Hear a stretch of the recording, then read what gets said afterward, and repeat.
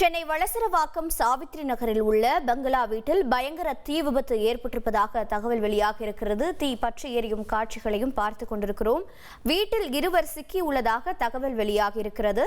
விவரங்களை செய்தியாளர் சுரேந்தர் வழங்கிட கேட்கலாம். சுரேந்தர் வணக்கம். வீட்டில் சிக்கியிருக்கும் இருவரை மீட்க என்ன நடவடிக்கை மேற்கொள்ளப்பட்டிருக்கிறது? மேலும் தீ விபத்து தொடர்பான தகவல்கள் என்னென்ன?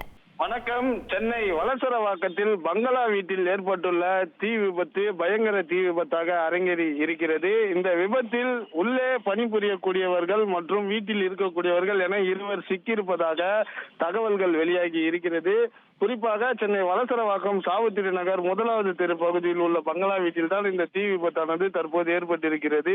எதிர்பாராத விதமாக ஏற்பட்ட இந்த தீ விபத்து வீடு அது வைத்தி ஒரு பிளாட் வாங்கணுமா இல்ல ஒரு பிளாட் வாங்கணுமான்னு ஒரே கன்ஃபியூஷன். ஒரு ரியல் எஸ்டேட் எக்ஸ்பர்ட் கிட்ட பேசு. எப்படி? பாஸ் வாலா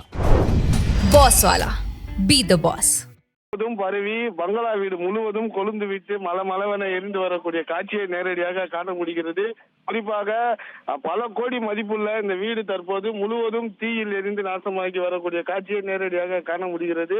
இந்த சம்பவத்தால இந்த பகுதி முழுவதும் கரும்புகைகள் சூழ்ந்து காட்சியளிப்பதால இந்த பகுதி முழுவதும் பதற்றம் அடைந்து காட்சியாக காண முடிகிறது. இதனை அடுத்து தகவல் அறிந்து சம்பவ இடத்திற்கு வந்த ராமாபுரம் கோயம்பேடு போலீசார் தற்போது வீட்டில் உள்ள பகுதிகளில் முழுவதும் தண்ணீரை பீச்சி அடித்து வீட்டில் எரியக்கூடிய பொருட்களை அணைக்கும் பணியில் ஈடுபட்டு வருகின்றனர். இருப்பினும் இந்த நிலையில வீட்டின் உள்ளே இருவர் சிக்கி கொண்டிருப்பதாகவும் தகவல்கள் வெளியாகி இருக்கிறது. தற்போது தீயணைப்பு வீரர்கள் தீயை அணைத்துவிட்டு உள்ளே சென்று அவர்களை மீட்கும் பணியில் ஈடுபட்டு வருகின்றனர். இந்த தீ விபத்து காரணம் எதனால் ஏற்பட்டது என்பது குறித்து தற்போது போலீசார் முதற்கட்டமாக விசாரணையும் துரிதப்படுத்தியிருக்கின்றனர். பங்களா வீட்டில் ஏற்பட்ட தீ விபத்தில் இருவர் உள்ளே சிக்கியிருப்பதாக வெளியாகி இருக்கக்கூடிய தகவல் இந்த பகுதியில் பெரும் பரபரப்பை ஏற்படுத்தி இருக்கிறது.